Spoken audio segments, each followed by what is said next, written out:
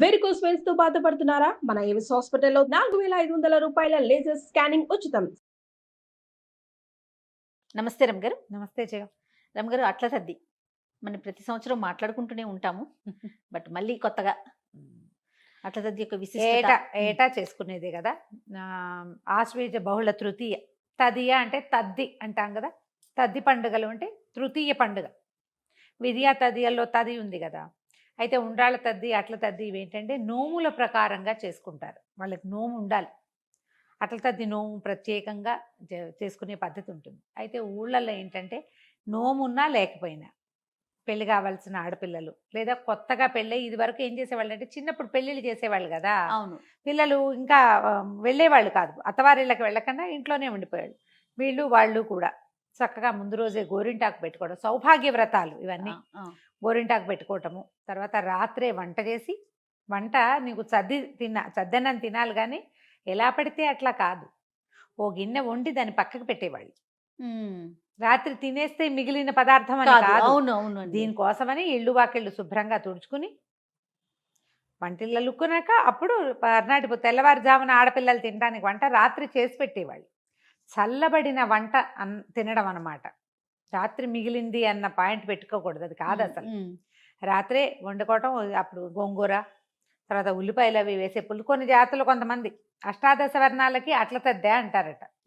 అందరూ చేసుకుంటారు, అన్ని జాతుల వాళ్ళు. వీళ్ళకి ఉంది వాళ్ళకి లేదు అని లేకుండా రాత్రే వంట చేయటం. గోంగూర పచ్చడి, కొరివి కారం, మన ఈ కారాలు చేస్తారు కదా, పండు మిరపకాయల పచ్చళ్ళు అవి చేయటము. తర్వాత పులుసులు అవి కాచి రాత్రి పెట్టి తెల్లవారుజామున 4 నిద్రలేచి పళ్ళు తోముకోవటం, అన్నం తినేయటం. అవును. తర్వాత వెన్నెట్లో ఆడుకోవటం. పగలల్లా ఉపవాసం. పొద్దున్న అన్నం తిన్నారు కదా, ఇక పగలల్లా ఉపవాసం ఉండి సాయంకాలం చంద్రోదయం అయ్యాక అప్పుడు ఆ చుక్కల చంద్రుడిని చూశాక అప్పుడు గౌరీ పూజ చేసుకుని వ్రత విరమణ చేస్తారు. ఇప్పుడు వ్రతం లేదనుకో, అయినా సరే రాత్రి పడుకుని తెల్లవారుజామున లేచి చక్కగా చద్దన్నం తినేసి ఆడుకోవటం. అయితే ఉయ్యాలలు ప్రత్యేకంగా వేసేవాళ్ళు ఇది వరకు. ఇప్పుడు మరి ఊళ్ళలో ఉయ్యాలు వేస్తున్నారేమో మరి నాకు తెలీదు. మేము మాత్రం మాకు వాకిట్లో ఉండేవి 1-2 ఉయ్యాలలు గట్టి ఉండేవి, ఎక్కడో చోట కార్ షెడ్ కోటి గట్టి ఉండేది. ఆ ఉయ్యాలు ఊగేవాళ్ళం. ఈ ఉయ్యాలు వేసుకోవటం, ఉయ్యాలలు ఊగటము, ఆడపిల్లలు సంతోషంగా ఆడుకోవటం. మీకున్నాయా రమ్మగారు? అట్ల తద్ది నోములు లేవు. మా అత్తవారింట్లో ఉన్నట్టుంది విధానము, నాతోటి పట్టించలేదు. నాకు తెలియవుగా, సిస్టమ్ వేరు కదా మాకు వాళ్ళకి, అంచేత నేను పట్టుకోలేదు. ఆడపిల్లలు ఉంటుంటే మరి నేను కూడా చేద్దునేమో. అబ్బాయిలు అయ్యేసరికి ఇక మెల్లిగా దాని మీద ఆసక్తి తక్కువగా ఉంది. దీన్ని ఏదంటే ఉమాచంద్రోదయ వ్రతం అంటారు. దీని పేరే అది, గౌరీ చంద్రోదయ వ్రతం. ఆ చంద్రోదయం అయ్యాక అప్పుడు పూజ ఫినిష్ చేసుకోవాలి. గౌరీ పూజ చేయటం ఇదంతా కూడా గౌరీ పూజా విధానమే కనపడుతుంది. సాయంకాలం 10 మంది ఊతేదులకి ఇది ఇవ్వాలి, 10 అట్లు తినాలి, 10 మాటలు తాంబూలం వేసుకోవాలి. అలా సిద్ధాంతం ఉంటుంది దాన్ని. వ్రతం కదా ఇది కూడా, విధానం కూడా గౌరీ పూజ చేసుకోవటము, అట్లు వేయటం, 10 మందికి వాయినాలు ఇవ్వాలి. 10 ఎన్ని అట్లు పోస్తారో. అవును, మా అత్తవారి ఇంట్లో ఉంది, మా వారు చెప్తుంటారు, బోళ్ళని మధ్యాహ్నం నుంచి మొదలుపెట్టి రాత్రి దాకా అట్లు పోసేది మా అమ్మని. వస్తుండేవారు, చేసేవారు. అట్లా ఎక్కువ మంది ఉన్నారనుకో, ఇంట్లో 4 కోడళ్ళు 2 ఆడపిల్లలు ఉంటే ఎంతమంది అయ్యారు? వీళ్ళందరికీ చేయాలిగా. ముత్తైదువులకి వాయినాలు కూడా వాయినాలు అట్లు వాయనంగా ఇస్తారు. అట్లు వాయనంగా ఇస్తారు. దాంతో బెల్లం పాకం చేసి పెట్టడము. తీయటి పదార్థం అంటే కారాలు నలుచుకునేందుకు కాకుండా తీపే నలుచుకుని తినేటట్టుగా. అట్టు కూడా ఇప్పుడు మన దోసలాగా నేను రాత్రి రుబ్బిన పిండి కాకుండా ఫ్రెష్ గా రుబ్బిన కమ్మటి పిండి. ఇది కుజదోష పరిహారార్థమే ఈ వ్రతం అని చెప్తారు. కుజుడు అట్లకి, ఈ నవగ్రహాలలో కుజుడికి అట్లంటే ఇష్టమట. ఓహో.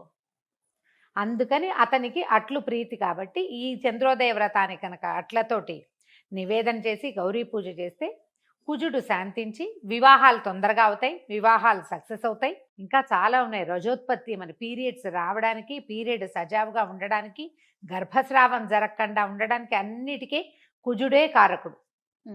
దాని రిలేటెడ్ గ్రహం అన్నమాట. అందుకని అతన్ని శాంతింపజేస్తే, ఇది ఆడవాళ్ళకి ప్రత్యేకంగా ఎందుకు చెప్పారంటే, ఇవి పెళ్లిగాని పిల్లలు ముందు నుంచి అలా చేసుకుంటే రేపొద్దున వివాహాలు అయ్యాక వాళ్ళకి గర్భోత్పత్తి అవన్నీ సులువుగా జరుగుతాయి. దీంతో ఇంకొకటి ఏం చెప్తారంటే, ఇందులో అట్లలో ఏం కలుపుతాము? ఒకటేమో మినుము, రెండోది బియ్యం. మినుములేమో రాహుగ్రహానికి, బియ్యం ఏమో చంద్రగ్రహానికి.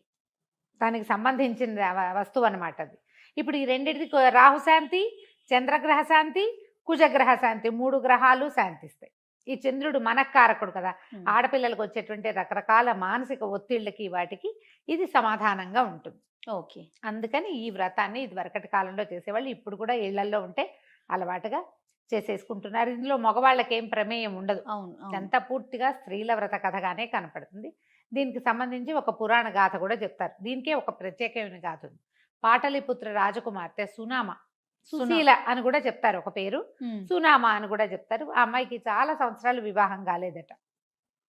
తొందరగా పెళ్లి చేసేవాళ్ళు, పెళ్లి సంబంధాలు కుదరలే. అయితే ఈ అమ్మాయి ఏం చేసిందట, అమ్మవారి ఆలయంలోకి వెళ్ళి దుఃఖించిందట.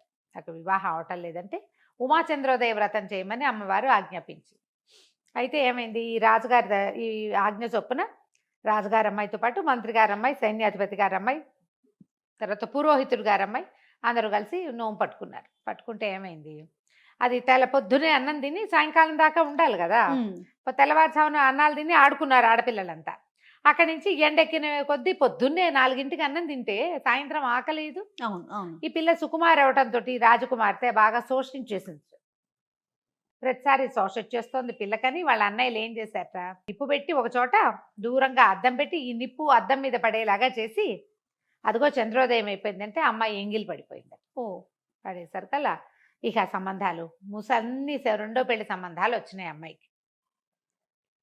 ఒక్కటి కూడా అనురూపమైన వల్ల మిగిలిన 3 ఆడపిల్లలు ఈ అమ్మాయితో నోచుకున్న వాళ్ళకి మాత్రం మంచి సంబంధాలు వచ్చినాయి. ఉమ్. ఈ అమ్మాయికి వృద్ధ సంబంధాలే వస్తుంటే, అయితే ఈ అమ్మాయి ఏం చేసిందట, ప్రాణత్యాగం చేసేద్దాం అనుకుంది. ఓహో. పిల్లలకి అలాగే ఉంటుంది ఆడపిల్లలకి. అయితే మళ్ళీ ఆ పార్వతీదేవి అమ్మవారి ఆలయంలోకి వెళ్తే అమ్మవారు ఏం చెప్పిందంటే, నువ్వు వ్రతభంగం జరిగింది, వ్రతభంగం జరగకుండా ఈసారి తద్దే సరిగ్గా చెయ్యి, నీకు అనురూపమైన భర్త లభిస్తాడని చెప్పింది. అప్పుడు ఆవిడ 2వ సంవత్సరం తర్వాత సంవత్సరం అమ్మాయి మళ్ళీ ఈ వ్రతం చేసుకుని చంద్రోదయం అయ్యేదాకా ఓపికగా ఉండి, చంద్రోదయం అయ్యాక గౌరీ పూజ చేసుకున్నాక అప్పుడు అందరికీ వాయనాలు ఇస్తే మరుసటి సంవత్సరం అమ్మాయికి ఒక మంచి అనురూపమైన పెళ్లి సంబంధం వచ్చింది. ఈ వ్రతాన్ని చేస్తే పెళ్లి సంబంధాలు మంచి వస్తాయి. ఆడపిల్లలకి పెళ్ళే తప్పిస్తే జీవిత పరమాధి ఏది లేదా అని అడిగితే ఏం చెప్పేది ఏం లేదు. జీవిత పరమావధి ఏంటంటే మనం ఎవరితోటైనా కలిసి ఉండాలి లైఫ్ లాంగ్, అంతే కదా. పెళ్ళే జీవిత పరమావధి కాదు, నేను ఒప్పుకుంటా. కానీ ఒకళ్ళతోటి కలిసి ఉన్నప్పుడు మనం వాళ్ళతో హాయిగా ఉండాలి కదా, మనం అదే కదా. మన జీవితం కంఫర్టబుల్ గా ఉండాలా వద్దా? అవునండి. మరి ఉండడానికి ఏదైనా ఇది చెయ్యండి దీంతో మంచి జరుగుతుందంటే ఎందుకు చేయకపోవాలి మనం? అది దానంతట అది ఉండాల్సిందే, నేనేమి చేయనని అనకూడదు. దానివల్ల ఇబ్బంది లేదు కదా, మనకి మంచి జరుగుతుందని తెలుస్తోంది కదా, కాబట్టి చేసుకోవచ్చు. చిన్నపిల్లలతోటి పట్టించి చిన్నపిల్లలతో చేయిస్తే వచ్చి పెద్ద వయసు వచ్చాక ఈ సమస్యలు తీరుతాయి. పెళ్ళిళ్ళు అయిపోయిన వాళ్ళు కూడా నోము పట్టుకోవచ్చు, మన ఇంట్లో లేకపోతే ఎలా, మన అదొక అనుమానంగా ఉంటుంది. పురోహితుడిని సంప్రదించి చేసుకోండి. ఎవరినైనా అడిగి ఎలా చేసుకోవాలో పెద్ద అనుమానాలకు ఏం లేదు కథల్లో. అడిగి ఓకే అంటే చేసుకోండి, మీకు సరదాగా ఉంటాయి. ఒకవేళ మనకి ఇంట్లో ప్రాబ్లమ్స్ ఉన్నాయి, కుజుడు అనుగ్రహించట్లేదు, లేదా పెళ్ళిళ్ళు కాలేదు, లేట్ అయింది, వాళ్ళు కూడా చేసుకోవచ్చు. ఓకే. ఇప్పుడు మన ఇంట్లో లేదు, మనం ఇది మొదలు పెట్టచ్చా అంటే నేను చెప్తాను, మా సాధారణంగా మనకి ఇంట్లో లేకపోతే మొదలు పెట్టద్దు, చేయకూడదు, అనవసరమైనది అని. కానీ తల్లుల అనుమతి ఉండి మీకు కూడా ఆసక్తి ఉంటే ఒక పురోహితుడిని ఎవరినైనా సంప్రదించి, లేదా మీ పక్కింట్లో వెనకింట్లో ఎవరైనా క్లోజ్ ఫ్రెండ్స్ చేసుకుంటుంటే, ఆన్లైన్ కాదు సుమి, డైరెక్ట్గా. ఎలాంటి పరిస్థితి వచ్చింది రమ్మగారు? అవును, అది చెప్పాల్సి వస్తుంది కదమ్మా, ప్రతిసారి చెప్పాల్సి వస్తుంది చేయాలి.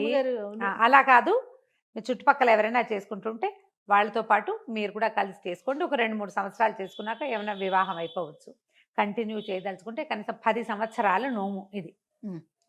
10 ఏళ్ళ తర్వాత దీనికి ఉద్యాపన చేసేసుకుంటారు.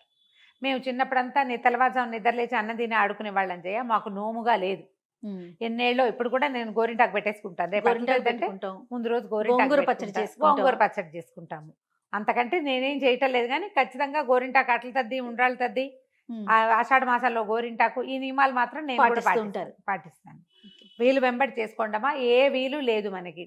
విషయం విని తెలుసుకోండి, కనీసం ఇలాంటివి ఉన్నాయి మన దగ్గర, మన సాంప్రదాయం కదండి, సాంప్రదాయం ఇది, మన సిస్టమ్ అనేది తెలుసుకున్నా సరిపోతుంది. తప్పకుండా రమ్మగారు.